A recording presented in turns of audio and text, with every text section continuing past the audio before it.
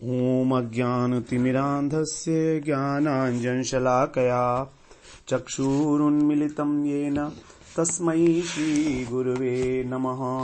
वन्देऽहं श्रीगुरो श्रीयुत्पदकमलं श्रीगुरून् वैष्णवांश्च श्रीरूपं सागरजातं सहगण रघुनाथान्वितं तं सजीवं साद्वैतं सावधूतं परिजनसहितं कृष्ण चैतन्य देवं श्रीराधा कृष्ण पादान् सहगण ललिता श्री विशाखान्वितांश यत् पाद पद्म नख चन्द्रमणिच्छटाया विस्फुजितं किमपि गोपवधूष्वदर्शी पूर्णानुराग रससागर सारमूर्ति साराधिका मयि कदापि कृपां करोतु। हरे कृष्ण। सर्वप्रथम मैं अपने गुरुपाद पद्म ओम विष्णुपाद अष्टोत्तर शत श्री श्रीमद् भक्तिवेदांत माधव गोसाई महाराज के चरण कमलों में अनंत कोटि दंडवत प्रणाम ज्ञापन करता हूं। श्री श्री प्रेम भक्ति चंद्रिका में ठाकुर महाशय हमको सप्तम प्रकरण में जो हमारा रागानुगा भक्तों का स्मरणीय विषय है उसके अंदर ब्रज भाव की उपासना किस प्रकार से करनी चाहिए उसकी परिपाटी बताते हुए पहले बताया वर्जनात्मक उपदेश कि क्या चीज छोड़नी है और क्या चीज ग्रहण करनी है। तो 74वीं त्रिपदी में बताया कर्मी ज्ञानी मीछा भक्त, अर्थात जो गुणीभूता भक्त हैं, गुणीभूता कर्म प्रधान गुणीभूता और ज्ञान प्रधान गुणीभूता, ये अर्थात जिनमें भक्ति तो है लेकिन बहुत कम है, कर्म की प्रधानता है। उसी प्रकार से जो ज्ञान प्रधान गुणीभूता हैं उनमें भक्ति लेश मात्र की है, क्योंकि भक्ति के बिना कर्म और ज्ञान अपना फल नहीं दे सकते। लेकिन फिर भी कर्म और ज्ञान को साधन इसलिए कहा गया है क्योंकि चेष्टा तो देखी ही जा रही है और दूर से ये उस उद्देश्य को भी लक्ष्य करते हैं, इसलिए। और मीछा भक्त अर्थात जो धर्मध्वजी हैं, जो कपटी हैं, भक्त का वेश धारण किए हैं। तो कई बार ऐसा होता है कि जो कोमल श्रद्धा वाले साधक हैं, जिनको भी बहुत अधिक तत्व ज्ञान नहीं है, वो इस प्रकार के कपटी भक्तों के द्वारा भ्रमित हो जाते हैं। तो उनके लिए कह रहे हैं न हाबे ताते अनुरक्त, उनसे कभी भी प्रीति मत करो, उनमें अनुरक्ति मत करो कभी भी। विशुद्ध भजन करो मन, हे मन तुम शुद्ध भक्ति का अवलंबन करो, जिसको उत्तमा भक्ति बताया गया।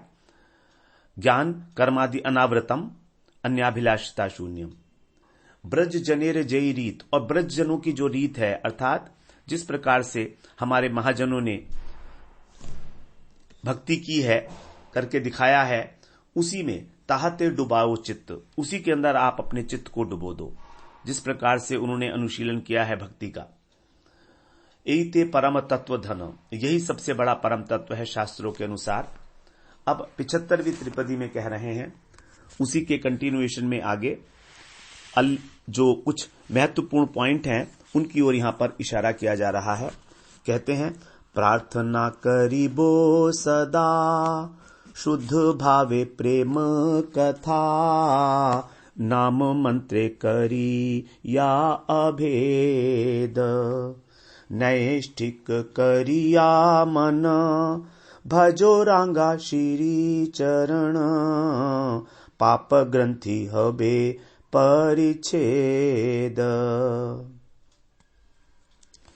कह रहे हैं प्रार्थना करीबो सदा, अर्थात युगल सरकार के श्री चरणों में केवल एक ही प्रार्थना हमेशा करनी है, निरंतर।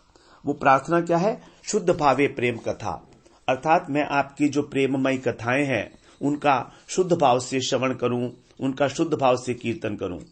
क्योंकि अभी जो हम कर रहे हैं, कथा का श्रवण कर रहे हैं, कीर्तन कर रहे हैं, ये हमारा भाव अभी शुद्ध नहीं है। हमारे मन में अनेक प्रकार की कामनाएं भरी हुई हैं, मान प्रतिष्ठा इत्यादि की कामनाएं भरी हुई हैं। तो जब तक ये कामनाएं भरी हैं तब तक हमारा शुद्ध भाव नहीं हो सकता। शुद्ध भाव के साथ जब हम कथा का श्रवण करते हैं तभी हमको प्रेम की प्राप्ति होगी। तो इस प्रकार से उनकी प्रेममयी कथाएं भगवान की श्रवण करनी है शुद्ध भाव से। इस प्रकार की प्रार्थना यदि हम अपने आप से ऐसा करना चाहेंगे तो नहीं हो सकता। इसके लिए हमें आश्रय लेना होगा गुरु का, वैष्णवों का।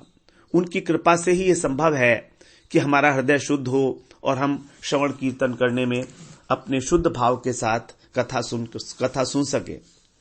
नाम मंत्रे करिया अभेद, और भगवान का जो नाम है और जो मंत्र दिया गया है गुरु जी के द्वारा, उसमें अभेद है, किसी प्रकार का कोई अंतर नहीं है। जो हरे कृष्ण महामंत्र है ये तो हो गया नाम, और जो मंत्र है, जो दीक्षा मंत्र है, वो तो दीक्षा मंत्र और ये जो हरे कृष्ण महामंत्र है 16 अक्षर, ये अभेद है। इसमें किसी प्रकार का कोई भेद नहीं है। नाम और नामी में भी कोई भेद नहीं है। जो नाम है वही नामी है।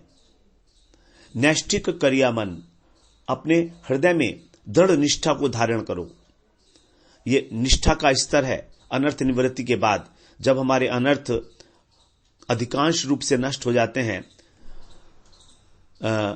75% तक, तब हमारी निष्ठा बनती है भजन में। तो नैष्ठिक करिया मन, भजो रांगा श्री चरण। और कैसे होगी निष्ठा? जब हम श्री युगल सरकार के जो चरण है, लाल लाल चरण कमल हैं, उनका जब हम भजन करेंगे, उनकी जब हम सेवा करेंगे, उनका जब हम स्मरण करेंगे, पाप ग्रंथि हबे परिच्छेद, हमारे सारे जो पापों की ग्रंथियां हैं, हमारी जो पाप वासना है, वो भी नष्ट हो जाएगी। हमारे हृदय में पाप करने की एक वासना बनी हुई है, बार बार हम पाप करने में संलग्न होते हैं। तो ये कब होगी? जब हम सब प्रकार से भगवान के चरणों में समर्पित हो जाएंगे। भगवान के चरणों का सेवन करने का मतलब है समर्पण होना, पूर्ण समर्पण। अब हमने अपना पूर्ण समर्पण कर दिया है। हमारा जीवन अब आपका ही जीवन है। हमारा शरीर, हमारा मन, बुद्धि, अहंकार, ये सब आपकी सेवा के लिए है और इसका कोई अर्थ नहीं। तो शुद्ध भाव का मतलब यही हुआ कि हम एकांतिक भाव से, अनन्य भाव से, अपने सुख की कामना से रहित होकर, ये स्वसुख कामना जो है बड़ी सूक्ष्म वस्तु है। भजन करते करते भी हमारे हृदय के अंदर ये कामना रहती है। हम लोग कहते तो हैं, हम अपने मुंह से हमेशा बातें तो करते हैं कि हमें शुद्ध भक्ति की धारा में हम लोग जो हैं आगे बढ़ रहे हैं, अर्थात भजन कर रहे हैं, निष्काम भजन कर रहे हैं। लेकिन वस्तुतः ये जो स्वसुख वांछा से रहित होकर भजन करना अत्यंत दुर्लभ है। अपने प्रयास से हो ही नहीं सकता। अपने प्रयास से अहंकार आएगा ही आएगा, अभिमान आएगा ही आएगा।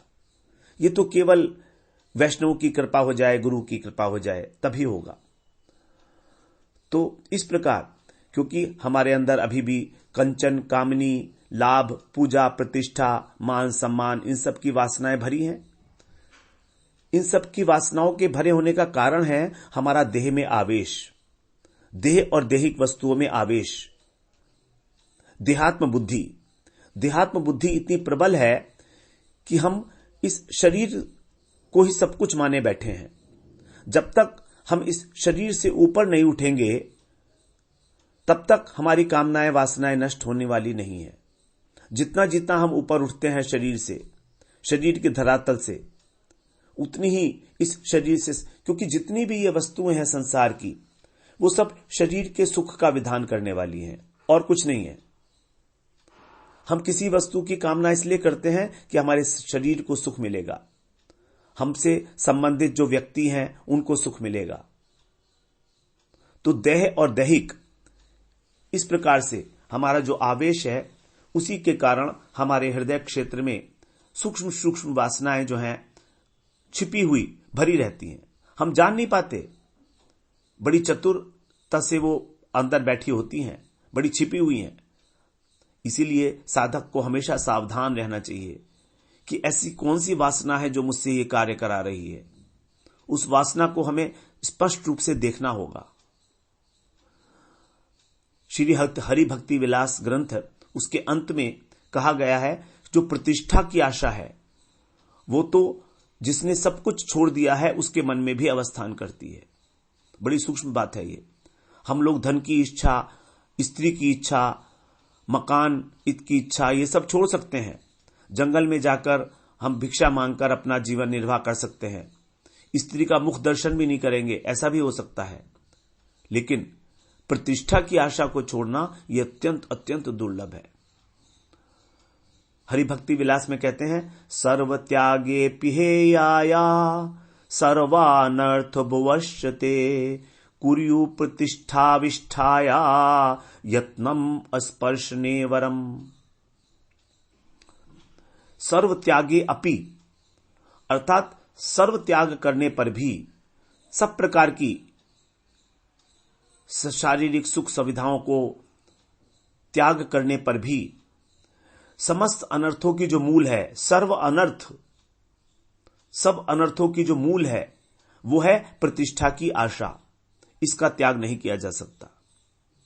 इसलिए कह रहे हैं कुर्यु, कुर्यु माने करो, यत्न पूर्वक, यत्नम, बड़ा यत्न पूर्वक हमें साधक को ये विशेष प्रयत्न करना होगा कि हमको ये प्रतिष्ठा रूपी विष्ठा स्पर्श न करने पाए। प्रतिष्ठा को कहा गया कि ये विष्ठा के समान है। विष्ठा का मतलब है मल, मल के समान है प्रतिष्ठा की आशा। प्रतिष्ठा को नहीं कह रहे हैं, प्रतिष्ठा की आशा, क्योंकि यदि कोई अच्छा काम करेंगे तो प्रतिष्ठा तो मिलेगी ही। हम किसी का मुंह तो बंद नहीं कर सकते। कोई हमारी प्रशंसा कर रहा है तो हम उसका मुंह तो नहीं बंद कर सकते। यदि बंद कर भी देंगे तो भी उसके हृदय के अंदर जो भाव हैं, उन भावों को तो हम नहीं रोक सकते। तो प्रतिष्ठा तो मिलेगी, लेकिन हमारे सारे चेष्टाएं इसलिए हों कि हमें प्रतिष्ठा मिले, इस प्रकार की आशा रखना, इसी को कहा गया है विष्ठा। और रघुनाथ दास गोस्वामी पाद ने तो अपने मनय शिक्षा में कहा है कि ये बिल्कुल धृष्ट रमणी की तरीके से है। पिशाचनी प्रतिष्ठाशा धृष्टा स्वपज रमणी मे हृदय नटेत कथम साधु प्रेमा स्पृशति शुचिरेतन ननु मनहा। कह रहे हैं, हे मन, जो प्रतिष्ठा रूपी धृष्ट स्वपच रमणी अर्थात चांडाल की स्त्री, चांडालिनी मेरे हृदय में जब तक नृत्य कर रही है, तब तक जो साधु प्रेम है, साधु के प्रति जो शुद्ध प्रेम है, शुद्ध साधु प्रेम, वो कैसे स्पर्श करेगा मेरे हृदय को? क्योंकि यहां तो चांडालिनी नृत्य कर रही है, जबकि साधु प्रेम जो है वो परम पवित्र है। तो इसको कहा गया स्वपच रमणी। स्व कहते हैं कुत्ते को, पच का मतलब होता है मांस। तो जो कुत्ते का मांस खाता है, ऐसा चांडाल, उसकी रमणी। तो ये स्वपच रमणी की भांति है। और भक्ति देवी परम पतिव्रता है। अब जहां पर चांडालिनी नृत्य कर रही हो, वहां पर क्या पतिव्रता नारी जाएगी? नहीं जाएगी। तो ये तो चांडालिनी की तरीके से है, एकदम जकड़ के रखती है हमको। इसकी आशा करना, प्रतिष्ठा की आशा करना को कहा गया है चांडालिनी की तरह है। आशा करना, आशा ही परम दुखम। प्रतिष्ठा की आशा कि मुझको और प्रतिष्ठा मिले, मुझे मान सम्मान मिले, मेरा सब लोग मुझको पूछें। क्योंकि यदि प्रतिष्ठा प्राप्ति की इच्छा है और नहीं मिलता है तो दुख होगा। तो ये जो प्रतिष्ठा की आशा है, ये तो स्वपज रमणी है। और दूसरी बात कह रहे हैं, धृष्ट भी है। धृष्ट का मतलब है बड़ी उद्दंड है, निकलती नहीं है आसानी से। उद्दंड व्यक्ति को आप कितना ही डांट लो, कुछ भी कह लो, लेकिन उसे शर्म नहीं आती, निर्लज होता है, वो निर्लज होता है। तो साधु प्रेम अर्थात जो कृष्ण प्रेम है, जो भक्ति देवी हैं, वो तो परम परम पवित्र हैं। तो वो परम पवित्र भक्ति देवी हमारे हृदय में किस प्रकार से उसको स्पर्श करेंगी? तो यहां पर प्रतिष्ठा को बुरा नहीं कहा गया है, क्योंकि इस जगत में कोई भी वस्तु बुरी नहीं है, लेकिन उस वस्तु के प्रति हमारे मन में जो आकर्षण, जो आसक्ति उत्पन्न हो जाती है, वो बुरी है। तो आशा ही बुरी चीज है, आशा ही परम दुखम। कि लोग मेरा सम्मान करें, मैं बहुत बड़ा वक्ता हूं, मैं बहुत बड़ा श्रोता हूं, मैं बहुत बड़ा भक्त हूं, मैं विरक्त हूं, मैं दाता हूं, मैं धार्मिक हूं, मैं शास्त्रों का अर्थ जानता हूं, मुझे सिद्धि प्राप्त हो गई है। लोग जाने इस बात को कि मेरे पास कितना धन है, मेरे पास कितनी मेरे पास विद्वत्ता है। तो सारा का सारा हमारा जो कार्य होता है, यदि हम सोचे गहराई से, तो आशा को लेकर है। ये आशा ही मूल कांटा है, सारे षड्यंत्र के मूल में है ये आशा। और ये वहां पर नृत्य कर रही है, जब नृत्य करेगी तो बन-ठन के रहती है। जो नर्तकी होती है वो हमेशा कैसी होती है? बन-ठन के रहती है बहुत। तो बनी ठनी रहती है, तो लोग जो है इससे मुग्ध हो जाते हैं। यदि हमारा काम, क्रोध, लोभ, मोह नष्ट हो गया, तब भी ये नहीं छूटती है। और इस आशा के कारण ही हम सबके साथ कपट व्यवहार करते हैं। हमारी जो कपटता का कारण है वो है प्रतिष्ठा की आशा। तो यदि हमें अपने हृदय से कपट दूर करना है, कपट का मतलब क्या है? कि जो हम नहीं हैं वो। कपट कौन करेगा? जिसमें आशा है। जगत में यदि हम सम्मान पाना चाहते हैं तो हमको दिखाना पड़ेगा जो हम नहीं हैं। तो हम सबसे कपट करते हैं, अपने परिवार वालों से भी, अपने गुरु भाई से भी, अपने गुरु जी से भी कपट करते हैं। तो त्यागी व्यक्ति जो है उसकी कपटता बड़ी खतरनाक होती है, क्योंकि उसने धन त्याग दिया, उसने नौकरी त्याग दी, उसने स्त्री का त्याग कर दिया, बड़ा विरक्त होकर रह रहा है, सब कुछ त्याग कर दिया है। ये जो कपटता है ये बड़ी गहन है। लेकिन सम्मान की आशा इसे भी है कि देखो तो मैं कितना विरक्त हूं, जंगल में रह रहा हूं बिना लाइट के, गर्मी के अंदर, जाड़ों के अंदर। तो गृहस्थ की तो कपटता को क्या कहे, वो तो बेचारा संसार में ही है। लेकिन ये जो त्यागी पुरुष है इसकी कपटता बड़ी उच्च कोटि की होती है। तो हम लोग भी अपनी प्रतिष्ठा पाने के लिए अपने भूतकाल का वर्णन करते हैं, भविष्य काल का वर्णन करते हैं कि मैं पहले ऐसा था, मैंने सब छोड़ दिया, देखो तो मैं कितना बड़ा त्यागी हूं।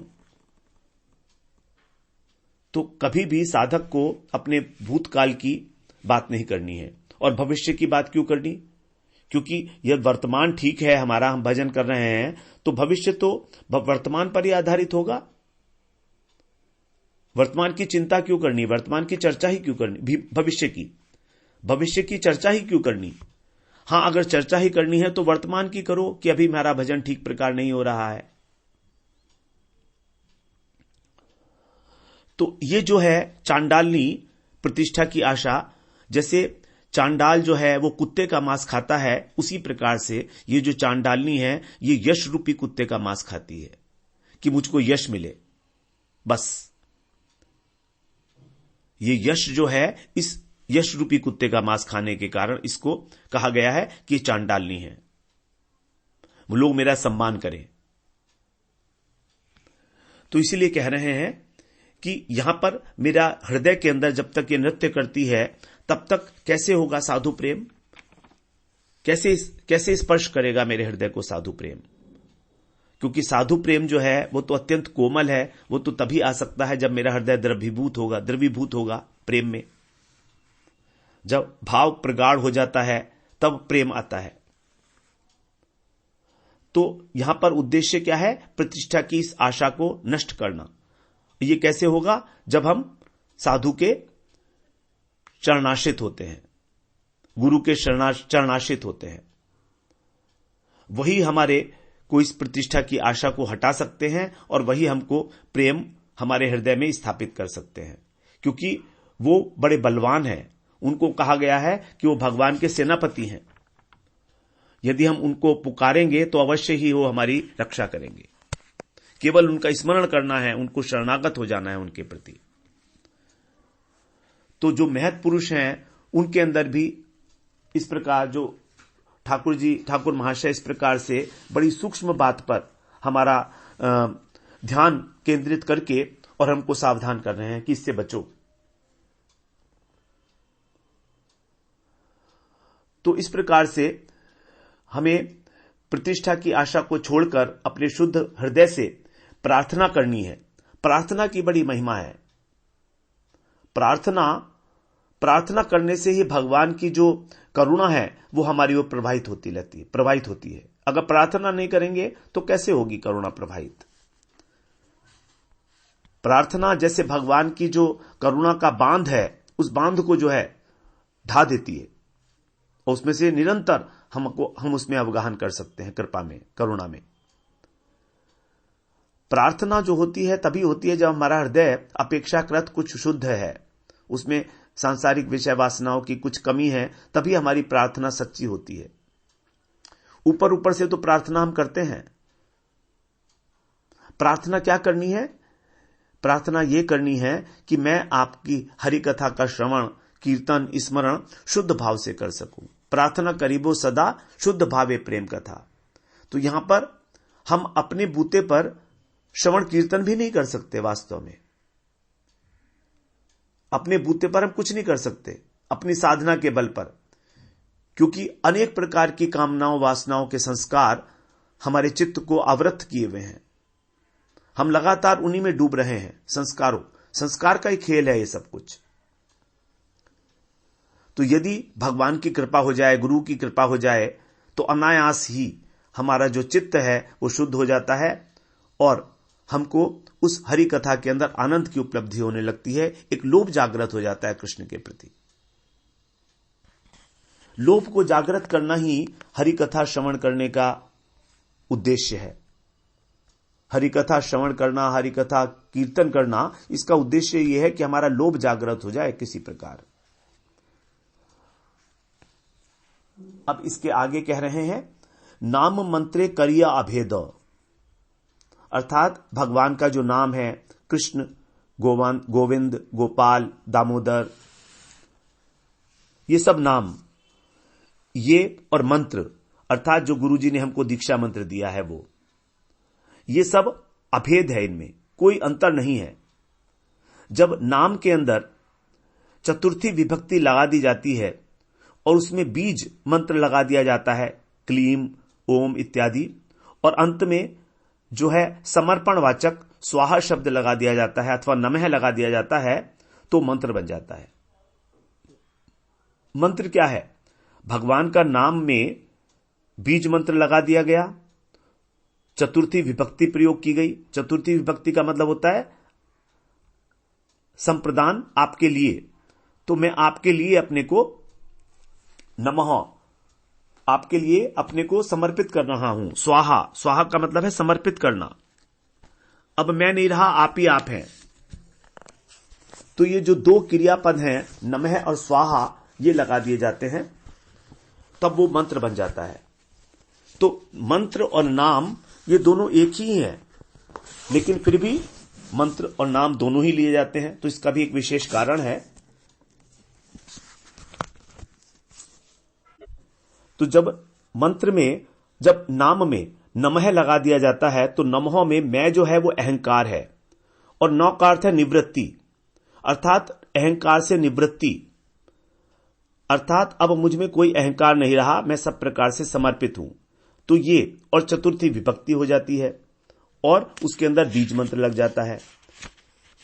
तो इस प्रकार से ऋषियों ने नाम को ही इनके द्वारा अलंकृत किया है। इसका एक विशेष कारण है। इसका कारण यह है कि हमारी स्थिति इस समय माया के द्वारा बद्ध जीव हैं। हम अत्यंत विक्षिप्त चित्त है हमारा स्वभाव अत्यंत निकृष्ट है। स्वाभाविक रूप से हमारा इस शरीर के प्रति, भोगों के प्रति आसक्ति है। तो इस स्वभाव को और हमारे चित्त की चंचलता को कम करने के लिए ही जो नारद इत्यादि ऋषि हैं, उन्होंने अर्चन मार्ग का अवलंबन करते हुए नाम से ही कुछ मंत्र बना दिए गए हैं, जिससे कि मर्यादा की स्थापना हो जाए।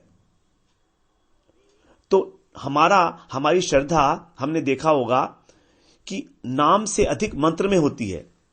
जब हम नाम जपते हैं, महामंत्र करते हैं, तो हम चलते फिरते, उठते बैठते भी करते रहते हैं।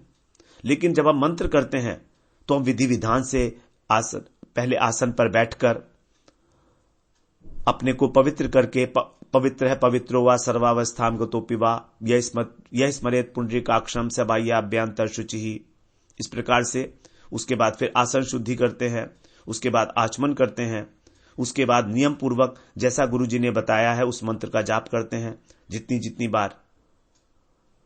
सबसे पहले जय ध्वनि करते हैं। तो इस प्रकार से इस मंत्र के अंदर जो है श्रद्धा देखी जाती है। तो मंत्र के अंदर जो श्रद्धा देखी जाती है उससे हमारा जो चित्त है उसकी चंचलता कम हो जाती है। तब ऐसा मंत्र करने के बाद विधि पूर्वक जब हम नाम करते हैं तो वो और अधिक प्रभावशाली, नाम तो वैसे ही प्रभावशाली है, तो नाम को मंत्र की अपेक्षा नहीं है। नाम ये जरूरी नहीं है कि हम मंत्र ले ही लें, तो भी दीक्षा की भी अपेक्षा नहीं है नाम के सामने, तो भी मंत्र लिया जाता है, दीक्षा मंत्र लिया जाता है। इसका कारण यही है, नो दीक्षाम न च दक्षिणाम न च पुनश्चर्याम मनागीक्षते मंत्रो अयम रसना स्प्रशेव फलति श्री कृष्ण नामात्मक।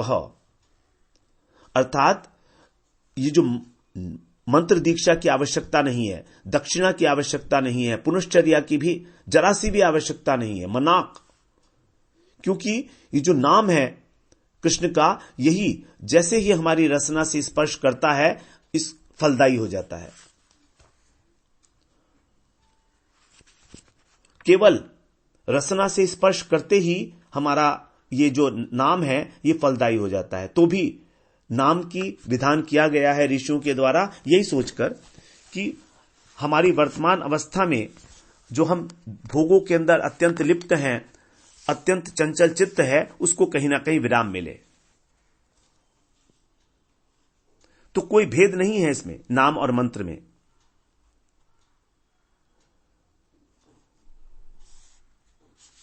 मंत्र दीक्षा की फिर आवश्यकता इसीलिए बताई गई है। नाम महिमा के प्रसंग में चैतन्य चरितामृत में बताया है, दीक्षा पुनश्चर्या विधि अपेक्षा ना करे, जीवा स्पर्शे आचांडाल सबारे उद्धारे। अर्थात दीक्षा और पुनश्चर्या की आवश्यकता नहीं है, क्योंकि दीक्षा मंत्र दीक्षा होती है, पुनश्चर्या होती है। जीवा से स्पर्श करते ही चांडाल पर्यंत सबका उद्धार कर देता है ये नाम। तो नारद आदि ऋषियों ने इस मंत्र के अंदर ये शब्द लगाकर नमः स्वाहा इत्यादि, इसमें एक विशेष शक्ति जगह डाल दी है, जिससे कि हमारा भगवान के साथ संबंध स्थापित हो जाए, हमारा चित्त जो है शांत हो जाए। जबकि नाम हमको परम पुरुषार्थ जो प्रेम है उसको देने तक में समर्थ है। तो इस प्रकार से हम देखते हैं कि मंत्र की अपेक्षा नाम की सामर्थ्य अधिक है। मंत्र की अपेक्षा नाम की सामर्थ्य अधिक होते हुए भी दीक्षा दी जाती है, क्योंकि तत्व विचार के अनुसार नाम की महिमा अधिक है, इसमें कोई संदेह नहीं। दीक्षा ग्रहण करने की कोई आवश्यकता नहीं है, लेकिन अपने मन को, चित्त को शांत करने के लिए, उच्छृंखल प्रवृत्ति को संकुचित करने के लिए ही इसकी मर्यादा स्थापित की गई है। क्योंकि जैसे हम देखते हैं अजामिल के प्रसंग में, श्रीमद् भागवत पुराण में, अजामिल ने तो केवल भगवान का नाम ही उच्चारण किया था, और वो भी जो है भगवान का नाम उच्चारण नहीं किया था, अपने पुत्र का किया था, लेकिन तो भी उसका उद्धार हुआ है। तो मंत्र दीक्षा का जो प्रयोजन है वो यही है कि इसको लेने से गुरु की कृपा हमको मिलती है, क्योंकि जो मंत्र है वही गुरु है। यो मंत्र है से गुरु साक्षात, यो गुरु से हरि स्वयं। जो मंत्र है गुरु के द्वारा दिया गया वही गुरु का स्वरूप है, और जो गुरु हैं वही श्री हरि हैं। तो इस प्रकार हमें गुरु की कृपा, भगवान की कृपा इस मंत्र के माध्यम से मिलती है, और हमारा जो माया के द्वारा मलिन चित्त है वो धीरे धीरे साफ होने लगता है। भजन में आवेश बढ़ता है, संसार से विरक्ति होती है, लेकिन प्रेम की प्राप्ति तो नाम से ही होगी। कृष्ण प्रेम की प्राप्ति तो नाम से ही होगी। तो मंत्र के विषय में बताया गया स्वयं जो गौरांग रूप से आए हैं कृष्ण, उन्होंने भी ईश्वरपुरी पाद से मंत्र दीक्षा ली है। भक्ति के 64 अंगों का वर्णन करते हुए सनातन शिक्षा में कहा गया है, चैतन्य चैतामृत में, श्री गुरु पदाश्रय दीक्षा गुरु सेवन सद्धर्म शिक्षा पृच्छा साधु मार्गानुगमन। अर्थात गुरु का पदाश्रय लेना है, उनसे फिर दीक्षा लेनी है, फिर गुरु की सेवा करनी है, उसके बाद फिर सद्धर्म की शिक्षा लेनी है और साधु मार्ग का अनुगमन करना है। जो वैष्णव है उनका अनुगत्य करना है। तो ये जो परंपरा है गुरु से मंत्र दीक्षा लेने की, ये परंपरा चली आ रही है महाजनों के समय से। उन्होंने, महाप्रभु ने स्वयं इस प्रकार से जब आचरण करके दिखाया है तो उसके बाद सभी लोगों ने इस पर आचरण किया है। तो इस प्रकार से ये मंत्र जो है, नाम और मंत्र दोनों ही एक है, अभेद है, इसमें किसी प्रकार का भेद नहीं देखना है। नारद पंचरात्र में कहा है, त्रयो वेदा षडंगानि छंदांसि विविधासुरा सर्वमष्टाक्षरान्तस्थं यच्चान्यदपि वाग्म्यं सर्ववेदांत सारार्थ संसारार्णवतारणः। अर्थात जो मंत्र है उसके अंदर त्रयो वेदा, तीनों वेद हैं, षड अंगानी, और वेद के 6 अंग हैं वो भी उसके अंदर निहित हैं। शिक्षा, कल्प, निरुक्त, व्याकरण, ज्योतिष और छंद, ये वेद के अंग कहे गए हैं, तो वो भी उस मंत्र में है। उसके बाद छंदांसी, और अनेक प्रकार के जो छंद हैं वो भी उसमें हैं, और विविधासुरा, सभी देवता भी उसके अंदर हैं। तो जो कुछ भी है अन्य वाग्मय साहित्य है, वैदिक साहित्य है, वो सब मंत्र के अंदर समाहित है। इस प्रकार से इस मंत्र को कहा गया सर्व वेदांत सारार्थ। जो ये मंत्र है जो गुरुजी हमको देते हैं वो सभी वेदांतों का सार है, और संसारार्णव तारण, संसार रूपी समुद्र से तारने वाली एक नौका के समान है।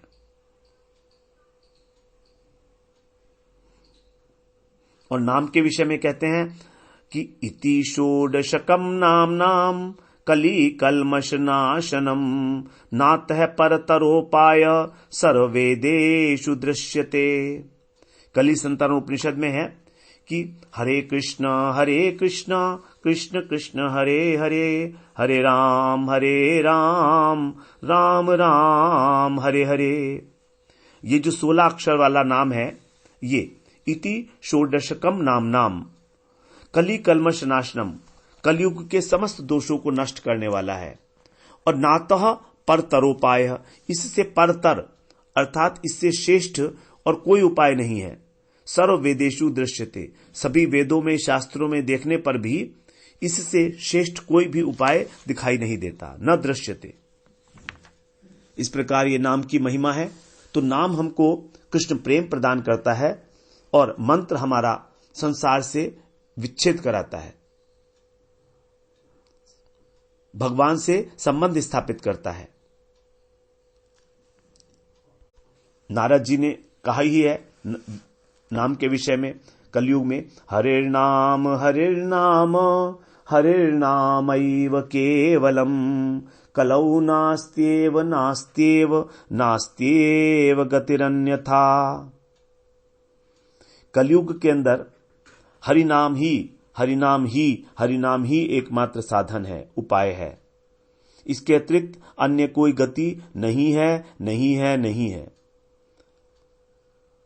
3 बार इस पे एम्फेसिस देकर, जोर देकर नारद जी ने यह बात कही है वृहन नारदीय पुराण में।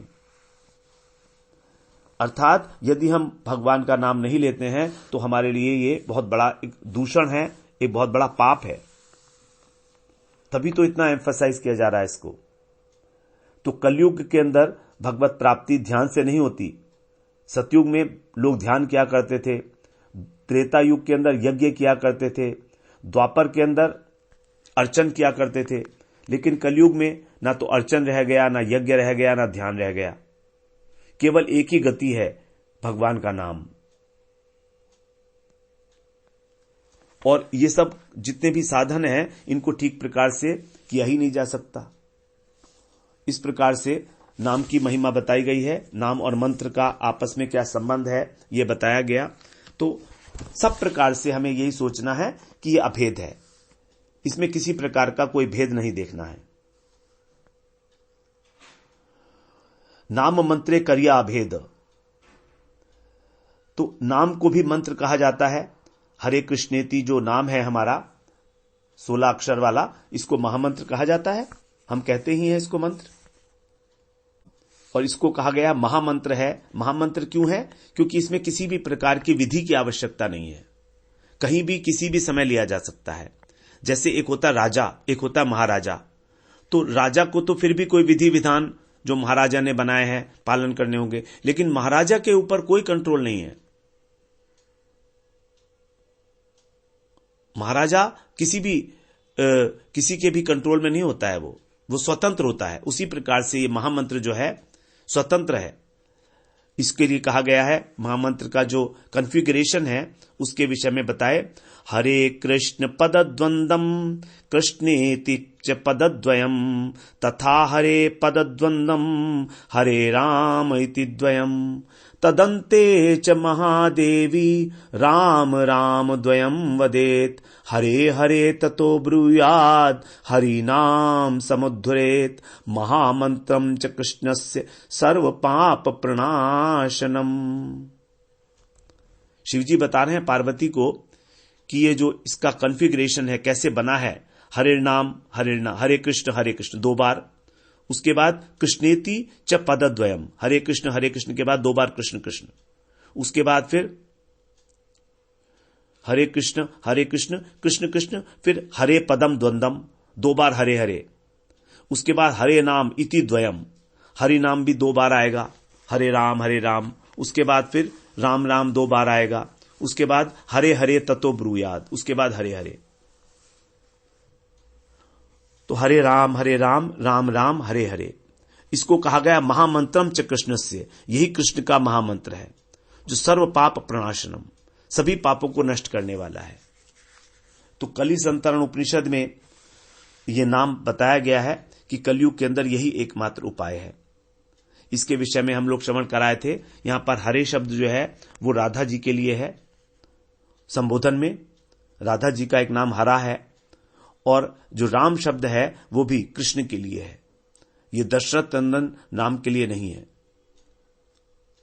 जो राधा जी के चित्त में रमण करते हैं, रम धातु से बना है, इसलिए कृष्ण के लिए ही यहां पर राम शब्द प्रयोग किया गया है।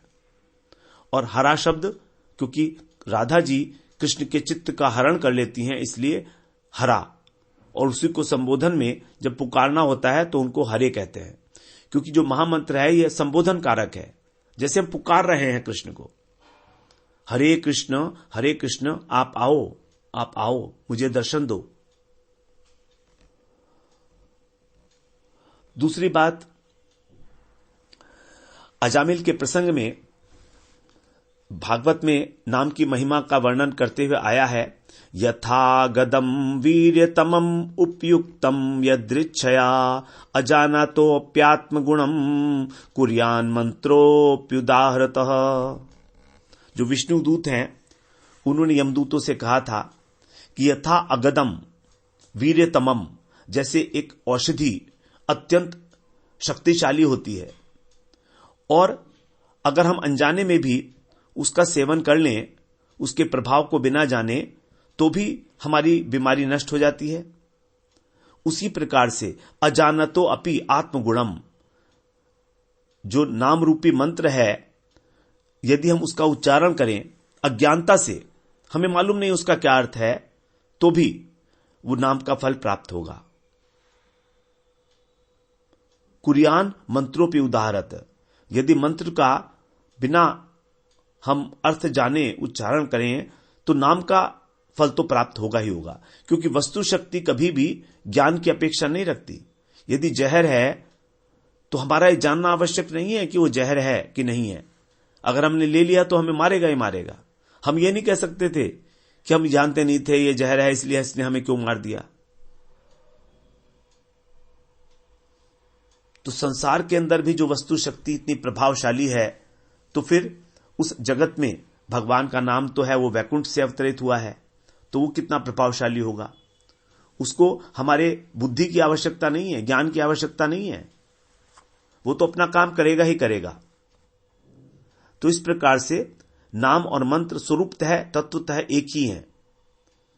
मंत्र में श्रद्धा की अपेक्षा होती है और नाम बिना श्रद्धा के भी लिया जाता है। अब इसके पास बात कह रहे हैं, नैष्ठिक करिया मन भजो रांगा श्री चरण पाप ग्रंथि हबे परिच्छेद। हमारी जो पाप राशि है, अनंत अनंत समूह है पापों का, वो कैसे नष्ट होगा, उसके लिए कह रहे हैं कि निष्ठापूर्वक भगवान का भजन करो, चरणों का, भगवत चरणों का आश्रय ले लो निष्ठापूर्वक। तब हमारी जो अविद्या रूपी ग्रंथि है वो संपूर्ण रूप से छिन्न भिन्न हो जाएगी। ये अविद्या रूपी ग्रंथि के कारण ही हमारे को अभी नाम में रस नहीं आता। नाम जो है भगवान का परम मधुर है, मधुराति मधुर है, लेकिन हमें उसमें रस क्यों नहीं आता है, आनंद क्यों नहीं आता है? इसीलिए कि हमारी जो जीवा है अभी जो नाम का उच्चारण करती है, उसको अविद्या रूपी पित्त ने ग्रस्त कर रखा है, पीलिया हो गया है हमको। जैसे पीलिया के रोगी को मिश्री अच्छी नहीं लगती, मीठी नहीं लगती, लेकिन वही मिश्री यदि धीरे धीरे खाता रहेगा तो ठीक लगने लगेगी। उसी प्रकार से ये नाम है, तो नाम ही इसका इलाज है इस पीलिया का, और नाम में अभी तक हमें रस आ नहीं रहा है। स्यात् कृष्ण नाम चरितादि सीताप्य विद्या पित्तोपतप्त रसनस्य नरोचिकानु किंतु आदरात् अनुदिनं खलु सैव जुष्टा स्वाद्विक्रमाद भवति तद्गत मूलहंत्री। श्री रूप गोस्वामी पाद का उपदेशामृत का 7वां श्लोक है। जब तक हमारे को इस अविद्या रूपी पीलिया से ग्रस्त है हमारी जीवा, तब तक हमको आनंद नहीं आता, नाम रोचक नहीं लगता। लेकिन यदि हम आदर पूर्वक प्रतिदिन निरंतर अनुदिनम, अनुदिनम का मतलब है निरंतर, इसका पान करते रहें, खलु माने निश्चित रूप से, तो ये नाम ही स एव, ये नाम ही हमको क्या करेगा, स्वादिष्ट लगने लगेगा। क्रमाद भवती, धीरे धीरे क्रमशः स्वादिष्ट लगने लगेगा। और तद्गत मूल हंत्री, और हमारी जो मूल जो वासना है, अविद्या रूपी वासना, वो भी नष्ट हो जाएगी। क्योंकि इस का जो मूल है वो है अविद्या। अविद्या का मतलब है अनित्य वस्तु में नित्य वस्तु को देखना, शरीर के अंदर आत्मा को मानना, अपवित्र वस्तु को पवित्र समझना, दुख को सुख समझना। संसार में जो दुख मिल रहे हैं उसमें भी सुखी समझना अपने को। देहात्म बुद्धि का होना ही अविद्या है। तो जैसे जैसे हमारा देहाभिमान नष्ट होता है भगवान का नाम लेते लेते, उतना ही हमको आनंद आने लगता है भगवान के भजन में, भगवान के नाम में। तो इस प्रकार भजन करते करते धीरे धीरे निष्ठा उत्पन्न होती है। जब निष्ठा उत्पन्न हो जाती है तब हमारा भजन के अंदर जो अनैष्ठिक भजन था वो पूर्णतः नष्ट होकर और नैष्ठिक भजन आरंभ हो जाता है। अब नैष्ठिक भजन और अनैष्ठिक भजन, इनमें क्या अंतर है? अनिष्टता का कारण है 5 प्रकार के दोष: लय, विक्षेप, अप्रतिपत्ति, कषाय और रसास्वाद। तो लय का अर्थ है श्रवण कीर्तन करते हुए निद्रा आना, आलस्य आना। होता है तो बहुत होता है। जब भी हम कभी श्रवण कर रहे होते हैं या नाम जप कर रहे होते हैं, कीर्तन कर रहे होते हैं, तो बड़ी नींद आती है, बड़ी आराम से, बड़ी अच्छी नींद आती है। ये सब तमोगुण है। अभी हमारा नाम के अंदर जो है वो प्रेम उत्पन्न नहीं हुआ है, इसलिए, क्योंकि जब अपने प्रेमी व्यक्ति का नाम लिया जाता है तो कभी नींद आती है क्या हमको? कभी प्रेमी व्यक्ति का नाम लिया जाए तो, या उसकी चर्चा की जाए, तो हम तो बड़े बढ़ चढ़ कर उसके अंदर हिस्सा लेते हैं, कभी नींद आने का मतलब ही नहीं है, लेकिन क्योंकि अभी हमें कृष्ण से अपनापन ही नहीं है, प्रेम ही नहीं है, तो नींद आएगी ही आएगी। ये तमोगुण है। उसके बाद विक्षेप। विक्षेप का मतलब है हम भजन कर रहे हैं और बीच बीच में व्यवहारिक बातचीत कर रहे हैं। आजकल तो मोबाइल होने से बहुत बड़ी प्रॉब्लम है, किसी भी समय बोल जाता है। हम नाम वगैरह सब साइड में रख देते हैं और तुरंत मोबाइल को पकड़ लेते हैं। जैसे मान लो जबरदस्ती नाम कर रहे थे, मोबाइल आ गया तो कितना बड़ा रिलीफ मिल गया हमको, ऐसा लगता है। भागकर मोबाइल को पकड़ते हैं, कहीं दूर रखा है तो भी जाकर उसको पकड़ लेते हैं। नाम तो शिथिल हो गया, ढीला पड़ गया। यह है विक्षेप। उसके बाद अप्रतिपत्ति। अप्रतिपत्ति मतलब है यदि लय विक्षेप नहीं हो रहा तो भी भजन करने के अंदर असमर्थता, असमर्थ हो पा रहे हैं, असमर्थ हो रहे हैं। नाम ही नहीं निकल रहा मुंह से, निकल ही नहीं रहा ठीक प्रकार से नाम। यह भी हमारा जो है तमोगुण है। और कषाय। कषाय का मतलब है जो काम, क्रोध, घमंड इत्यादि होता है, हमको फूल के कुप्पा हो जाते हैं। कोई हमारी जरा सी प्रशंसा करे, कोई हमारी इच्छा में बाधा आ जाए तो क्रोध हो जाता है। कोई चीज हमको मिल जाए तो मन करता है और मिले और मिले। एक लड्डू मिला तो 2 लड्डू मिल जाएं, एक मोबाइल है तो 2 मोबाइल रखेंगे। ये इच्छाएं जो पैदा होती हैं, कषाय है ये सब कुछ। ये संस्कार के रूप में आता है हमारे हृदय के अंदर, स्फुरणा के रूप में। फिर रसास्वाद। रसास्वाद माने विषयों का सुख। अभी नाम कर रहे हैं तो हमारी जो जीवा है वो मचलने लगी कि हम ये खा लें, हम ये खा लें। क्योंकि नाम में तो स्वाद आ नहीं रहा, तो जाकर अपनी जीवा को संतुष्ट करते हैं कुछ खा के। तो विषय सुख के प्रति का प्रकट हो जाना भजन के समय में, और भजन में मन ना लगना कि पहले हम ये खा लें उसके बाद भजन करेंगे। तो भजन छूट गया और खाने में इन्वॉल्व हो गया, रसास्वाद। जैसे मान लीजिए भजन कर रहे हैं, किचन में कुछ बन रहा है तो बस खुशबू आई और मन वहीं चला गया। तो ये सब रजोगुण और तमोगुण के ही प्रतीक हैं। तो ये 5 प्रकार के जो ये दोष हैं, जब ये नष्ट हो जाते हैं तब समझिए हमारी अब नैष्ठिक की भक्ति उत्पन्न हो गई है भगवान में। निष्ठा की स्थिति में ये तभी होते हैं जब हमारे अनर्थ 75% नष्ट हो जाते हैं, तब ऐसा होता है। यह आसान नहीं है निष्ठा की उत्पत्ति होना। और यदि निष्ठा उत्पन्न हो जाए उसके बाद जो भजन करने की आगे भक्ति, आगे की जो लाइन है वो बहुत फास्ट है। निष्ठा के बाद रुचि और आसक्ति, उसमें समय नहीं लगता। निष्ठा तक बड़ा मुश्किल है।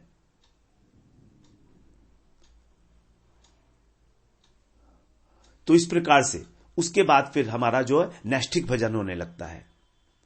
ये 5 दोष अगर नहीं है, ये तो हम लोग चेक कर सकते हैं अपने जीवन में खुद ही कि हम कितने निष्ठावान हैं। तो फिर हमारा जो भजन है वो निरंतर तेल धारा की तरह चल जाता है। तो जीव गोस्वामी पाद ने निष्ठा की परिभाषा दी है कि जो भजन तेल धारावत चलता है वही है निष्ठावान, वही नैष्ठिक की भक्ति है। नैष्ठिक की भक्ति ध्यानाख्या ध्रुवानुस्मृतिर उच्यते। देखिए, स्मरण के 5 अवस्थाएं हैं स्मरण की। स्मरण करना, उसके बाद धारणा, ध्यान, उसके बाद ध्रुवानुस्मृति और उसके बाद समाधि। तो समाधि से पहले की अवस्था है ध्रुवानुस्मृति, चौथी स्टेज। वहां पर जाकर हमको निष्ठा की उत्पत्ति होती है, जहां अव्यर्थ कालत्वम, एक क्षण का भी समय हमारा व्यर्थ नहीं हो रहा है। श्रीमद् भागवत में कहा है कि नैष्ठिक की भक्ति कैसे पाई जाती है। शृण्वतः स्वकथा कृष्ण पूर्ण श्रवण कीर्तन हृद्यंत स्थोह्यभद्राणी विधुनोति सुहृत् सताम। जो पुण्य श्रवण, जो भगवान की कथाएं हैं वो अत्यंत पवित्र हैं श्रवण करने में, कीर्तन करने में। तो ऐसे जो भगवान है श्री कृष्ण, वे अपनी कथा के माध्यम से जो श्रवण करने वाला है, कीर्तन करने वाला है, उनके हृदय में चले जाते हैं।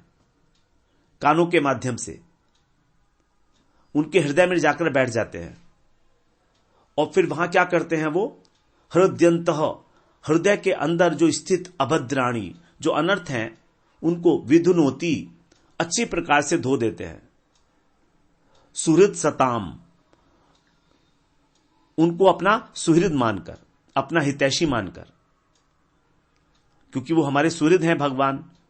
सुहृद सर्वभूतानाम ज्ञात्वा माम शांति मृच्छति, जो मुझको अपना हितैषी मानता है उसी को शांति की प्राप्ति होती है। तो जो भगवान के प्रति इस प्रकार मानता है कि भगवान मेरी जो है मेरे सुहृद हैं, मेरे सखा हैं, मेरा हमेशा अच्छा करेंगे, उनके, और जिन्होंने सताम, जिन्होंने सत वस्तु का आश्रय लिया है, अर्थात जिन्होंने भगवान का आश्रय ले लिया है, ऐसे भक्तों के हृदय के अंदर भगवान स्वयं प्रवेश करके उनके सारे अनर्थों को नष्ट कर देते हैं। तो इसका मतलब क्या है? हमको निरंतर हरि कथा का श्रवण करना है, और हरि कथा का श्रवण करने के लिए श्रीमद् भागवत से ऊपर कोई चीज नहीं है। श्रीमद् भागवतम पुराणम अमलम यद वैष्णवा नाम प्रियम, वैष्णवों का सबसे प्रिय ग्रंथ है श्रीमद् भागवत पुराण। विशेषता है, केवल वैष्णव का ही प्रिय ग्रंथ है। अब कैसे होगा, भागवत को कैसे सेवन करेंगे, वो आगे बता रहे हैं। नष्ट प्रायेषु अभद्रेषु नित्यम भागवत सेवया भगवती उत्तम श्लोके भक्तिर्भवति नैष्ठिकी। बिल्कुल स्पष्ट कर दिया कि जब हम भागवत का श्रवण करते हैं तो हमारे अभद्र अर्थात हमारे जो अनर्थ हैं वो अधिकांश रूप से नष्ट हो जाते हैं, 75%।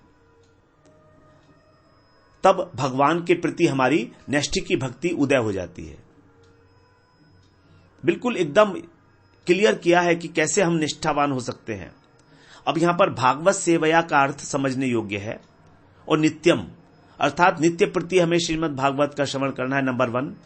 नंबर 2, भागवत दो प्रकार के हैं, एक ग्रंथ भागवत, एक भक्त भागवत। तो भागवत वही भागवत है जो ग्रंथ, जो भक्त भागवत के मुख से श्रवण की जाए। भागवत तो सब लोग करते हैं, कर्मी, ज्ञानी, योगी सब भागवत कर रहे हैं, तपस्वी, विषयी सब कर रहे हैं, लेकिन उनके मुख से भागवत सुनने से कभी हमारी नैष्ठिकी की भक्ति नहीं होगी। जो निष्काम भाव से भागवत का श्रवण कराते हैं, कीर्तन करते हैं, उन्हीं के मुख से हमको भागवत सीखनी है, भागवत सुननी है। अन्यथा क्या होगा, उनके हृदय की जो इच्छाएं हैं, कामनाएं, वासनाएं हैं, वो सुनने वाले के हृदय में भी आ जाएंगी। तो फिर कहां से भक्ति आएगी?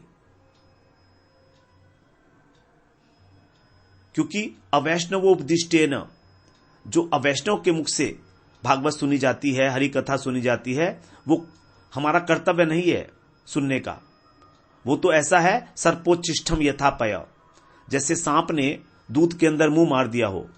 तो दूध बड़ा पौष्टिक पदार्थ है, लेकिन यदि सांप ने मुंह मार दिया तो विष बन गया। उसी प्रकार से हरि कथा भी यदि अवैष्णव के मुख से सुनी तो विष के समान हमारी हानि करेगी। वही कथा जो हमको भगवान के चरणों में ले जा सकती थी, हमको संसार में लाकर डुबो देगी। वही कथा वही है, शब्द भी वही है, केवल उस कथा को कहने वाला बदल गया। इसीलिए सिद्धांत को जानना बड़ा आवश्यक है कि हमें क्या सुनना है, किसके मुख से सुनना है, कैसे सुनना है, ये सारी चीजें भागवत के 2 स्कंद में तो यही बताया कि श्रवण करने का तरीका क्या होगा। सबसे पहले हमें श्रद्धा होनी चाहिए, एकाग्रता के साथ श्रवण करना है। जिससे भी हम श्रवण करें बड़ी एकाग्रता के साथ और श्रद्धा पूर्वक। यदि वक्ता के प्रति श्रद्धा नहीं है तो कथा काम नहीं करेगी। और फिर तीसरी बात बताई, मनन करना होगा कथा के ऊपर। बिना मनन के कथा काम नहीं करेगी। एक कान से सुनी, दूसरे से निकाल दी। इस प्रकार से नैष्ठिकी भक्ति का उदय होता है।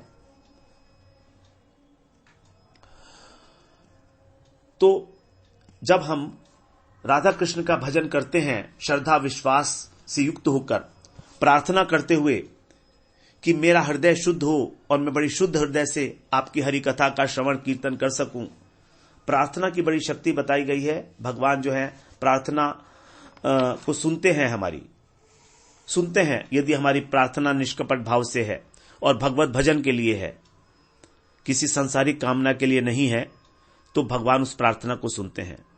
प्रार्थना का जो मतलब है वो बताए, क्लैरिटी ऑफ माइंड बड़ी आवश्यक है। यदि हमारा माइंड क्लियर नहीं है तो प्रार्थना नहीं हो सकती। और ऐसा भी नहीं है कि प्रार्थना जो है हमको शब्दों में ही करनी है।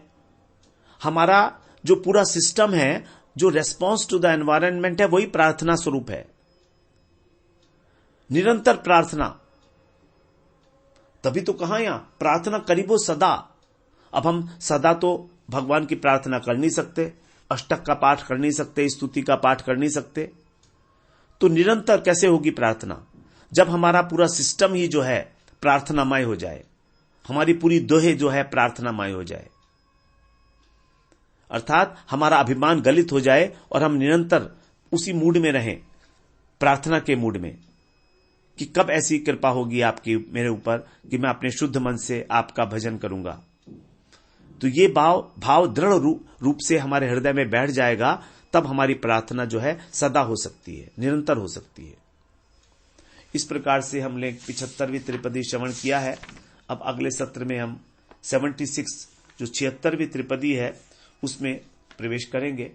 वांछा कल्पतरुभ्यश्च कृपा सिन्धुभ्यैव च पतितानां पावनेभ्यो वैष्णवेभ्यो नमो नमः।